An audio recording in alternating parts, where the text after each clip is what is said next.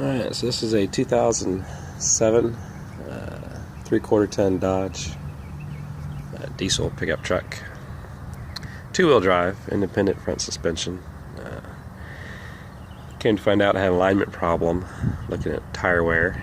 Took it apart and found the ball joints were bad, so started working the ball joints, and come to find out is you can't get factory ball joints out normally without a shop press. So I had to remove the lower and upper control arms from their respective mounting positions there, and had to go press them out. So the bottom one took about 10 tons, and the top one took about 2.5, maybe 3 tons of pressure on it to get it out and get the new ones in. So the new ones went in a lot easier than the old ones came out. So greased them all up, got them all situated. They're ready to rock and roll. So time to reassemble stuff. Just thought I'd give you guys a quick rundown of all the pieces you gotta kind of put back together here. I don't have the wheel bearing right here in front of me, but it's going on there too. So hand tools, you can use air tools. I use air tools to get all apart. I just found it's easier to go back together with just regular hand tools, so not too bad. Get you a torque wrench. You're gonna need it. Definitely gonna need it. So new springs, not new springs, sorry, new shocks. Springs are fine. Got to replace those. Got the new tie rod ends I got to put on there as well. So yeah, time to get working here, and I'll show you here what we're doing. Alright, so there's a picture of the wheel hub. Sealed up bearing, can't get to it, non-serviceable. This is a Timken bearing here. Took the grinding wheel to it a little bit, metal brush, and cleaned a lot of the rust off. It's an 8-lug bearing. These are the springs that came out of the truck. These are stock springs that had these cheap-ass Daystar leveling blocks on them. And that's pretty much what shot this suspension in the first place. So those are going back. The truck's going back to stock height in the front. I'm not an off-roader. This is a pull-in truck, travel trailers and whatnot. So it's I don't care about any of that. That's why I didn't buy a 4-wheel drive. So got the rotors turned. They're original to the truck, it looks like. I paid like 15 bucks a piece. Got them turned to the local shop there, so not too bad. Steering knuckles are still good.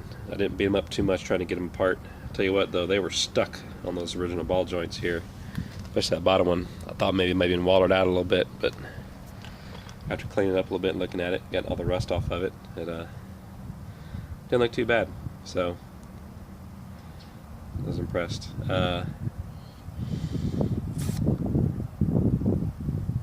New brakes have been put on. The pads have been put on about 10,000 miles ago, so they're fine. So I'll have to replace those. But if you're going to do this, I suggest you probably just do it all.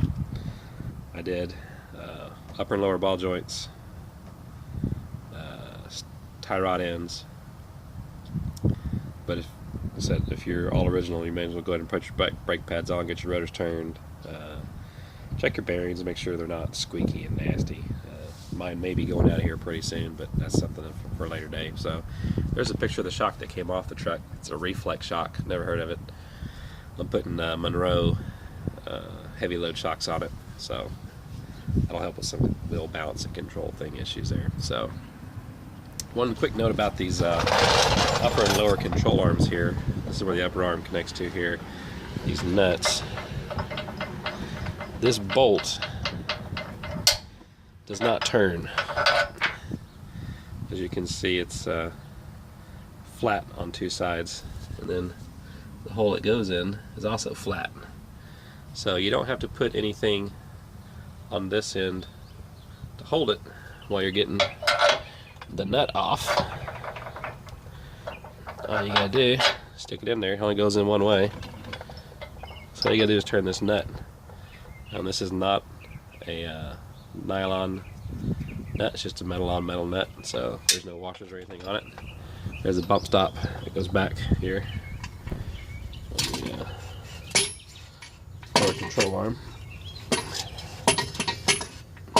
So the bottom ones are the same way, they don't turn. They're indexed, so they have the little index dials on them for the alignment. After you do this, you're going to have to get alignment. There's no two ways around it. You can't reset this like it was. It's just not going to happen. It's impossible. So go spend $70, $100, get alignment done. You'll be thankful in the end you did, because hey, your tires, right? Those are $200, $250 a pop normally. So we'll get some more stuff going here, and I'll be back.